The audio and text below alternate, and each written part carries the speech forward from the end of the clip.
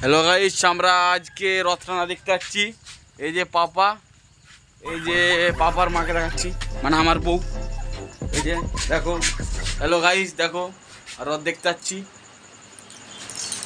রথে যে দেখাবো রথটা কেমন করে। বন্ধুরা জগন্নাথ দেখতে চলে এসেছি। এই যে আমাদের মিস্ত্রি,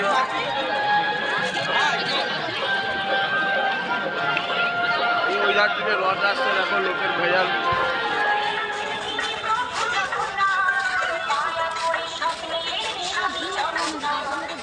হ্যাঁ আসছে।